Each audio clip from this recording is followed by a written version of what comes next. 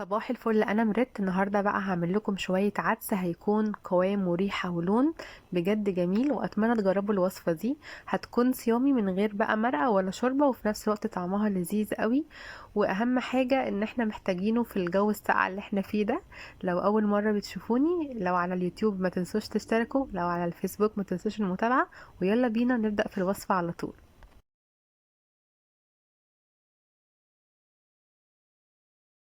معايا خضار بقى، بصل متقطع كده وثوم وطماطم وجزر مقطعه كله كده مكعبات صغيره. في حله على النار هحط شويه زيت، هشوح البصل الاول وهحط معاه يعني نص معلقه صغيره من الملح ومع نص معلقه صغيره كمان من الفلفل الاسمر. يدبل شويه هنزل بعد كده بالطماطم وفصوص الثوم واقلبهم مع بعض. اسيبهم برضو 3 دقايق مع بعض كده، واقفل الحله شويه وبعد كده هفتح ابتدي ان انا انزل بقى اخر حاجه هي الجزر. وبعد ما اقلب الجزر هضيف العدس على طول. العدس ده طبعا مغسول ومتصفي وانا مش نقعيه. هضيف على العدس بقى الملح بتاعي، وهضيف كمان شويه من الكزبره وشويه صغيرين من الكمون. لو حابين في الخطوه دي ان انتوا تضيفوا مرقه فتمام، انا ما ضفتش مرقه، ما ضفتش مرقه خضار. دلوقتي بقى هضيف ميه، دي ميه سخنه يعني مش مغليه، هي سخنه شويه.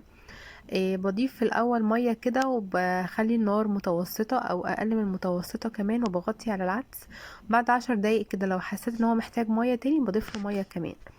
بس هو ما بياخدش على النار وقت طويل، اقل من ربع ساعه او ربع ساعه بيكون مستوي. هضربه بقى في الخلاط او الكبه زي ما انتوا شايفين القوام بتاعه كده، انا بحبه بالسمك التقيل ده.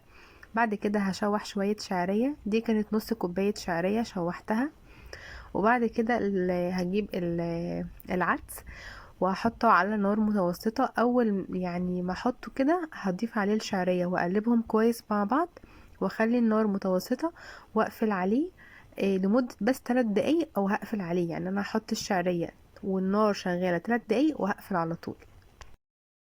دي حوالي بصلة كبيرة، لما قطعتها حطيت عليها شوية نشا وشوية دقيق وقلبتهم في بعض، وبعد كده قليتها. طبعا بيكون النار عالية وبتطلع مقرمشة ولونها حلو قوي.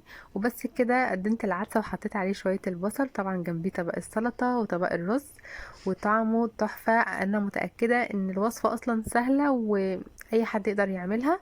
اتمنى ان انتوا تقولوا لي رأيكم في التعليقات. انا عارفة ان الفيديو النهاردة بسيط، بس انا حبيت اشارككم الطريقة اللي انا بحب اعمل بيها العدس. وباي باي.